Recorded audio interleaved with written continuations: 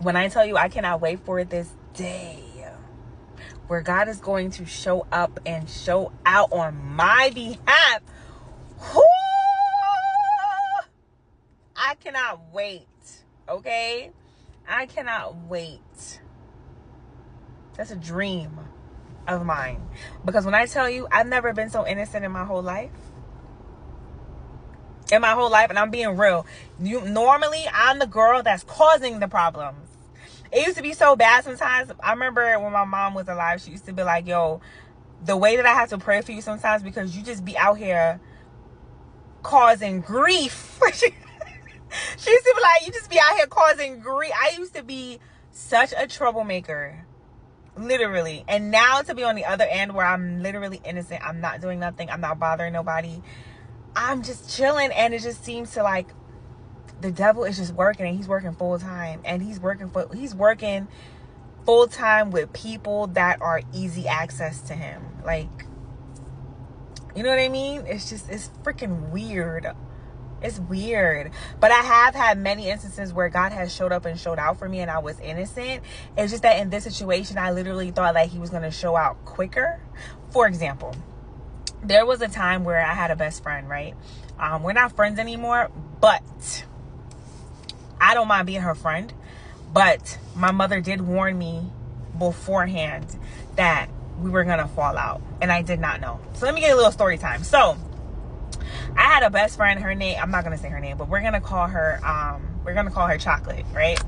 And we were both friends with this girl who is of Caucasian descent. And we're going to call her Becky, right?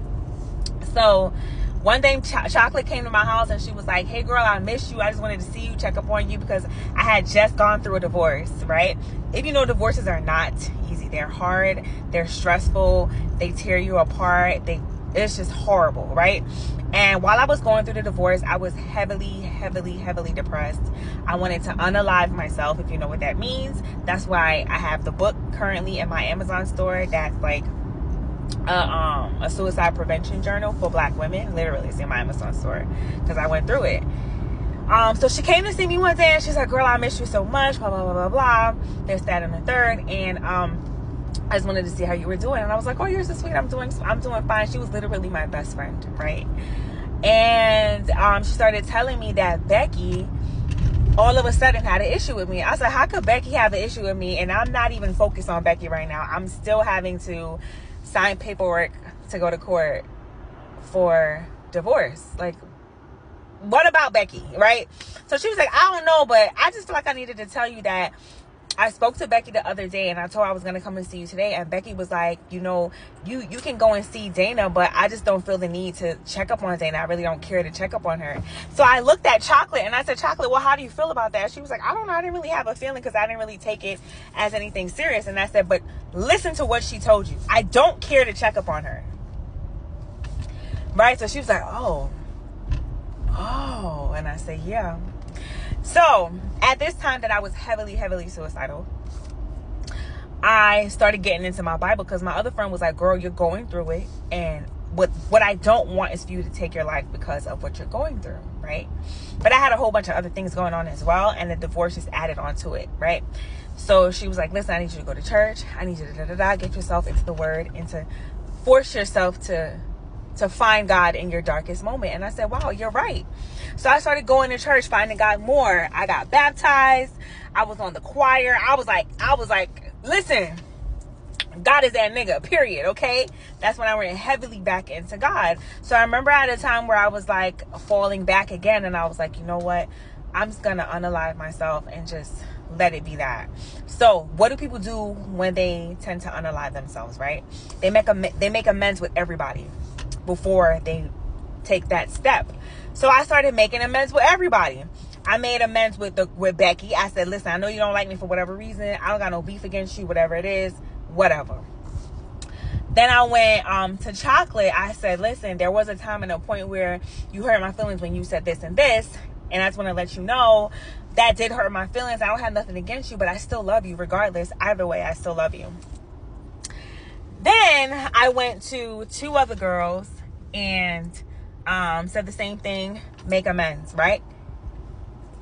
So now, the night before I was gonna do it, one of the girls who's known as being a hoe, she called me and she said, listen, somebody just raped me. She's crying out of her mind, can't focus, she's stumbling over her words. I'm like, slow down, I don't know what you're saying. So she's crying. She's like, Dana, somebody raped me. She's crying. So I said, listen, I'm about to come to you, and then we're going to go to the emergency room together. And then she's like, no, I can do it by myself. I just need you to talk. I just need you to stay with me over the phone. Whatever. And I said, okay, I'll stay with you over the phone. Listen to the G. So I helped her that night, whatever the case was. The next day I went to work. And we were all good. That same following day, I changed my plan, obviously, and I went to Becky and Chocolate, and I said, listen, so-and-so said she was raped. I took her, I was at church earlier today. She ended up coming to church. We made amends. I ended up being there for her. She cried, this, that, and the third. This is what Chocolate and Becky said. Chocolate and Becky was like, oh, well, you have enough ability to tolerate her because you're young as hell. We're older adults, and we just know that she's lying and she wants attention. And people were telling us that it wasn't that she got raped, it was that she wanted it. I said, listen, I don't care what happened, regardless. It doesn't give neither one of us the right to treat her bad. Whether she got raped or not, this is a big deal for her. Regardless. Who are we to say that she got raped or that she wasn't raped? Were you in a room with her? And then I said, let's go even deeper. Let's say that she did get raped. How dumb are you going to feel afterward that you find out that she got raped? Oh, well, don't come at us like that. I'm not coming. This is straight facts, right? Boom. So then they both were like, oh, well, then you can do whatever you want. Next day I go to work. I'm thinking everything's all good. We are adults. We're entitled to have normal, disagreements. Like, we're entitled to not agree on the same thing. I go to work the next day. I say, hey, yo, how y'all doing? Good morning. They walked away from me. Didn't talk to me at all. So I was like, okay. Then my other friend came to me at work. They were like, girl, both of them decided not to fuck with you no more. And they're deciding to never talk to you again. And basically, like, you're the delusional one. And I said, oh, all right. Next day, I swear to God, the whole battalion, because at that time I was in the military, the whole battalion was called to a meeting. And the meeting was how to be more affectionate or compassionate to your battle buddy if something bad has happened to them. Do we know the protocols if your battle buddy comes to you and tell you that they're raped? Do we know the protocols if your battle buddy comes to you and says, that they're not feeling to their highest potential? Do you know what to do? Then they broke it down to us and was like, soldier so-and-so was raped. She's being removed from the battalion. They're doing an investigation to see what needs to be done to the soldier that raped her. So now, the two of y'all, freaking frack,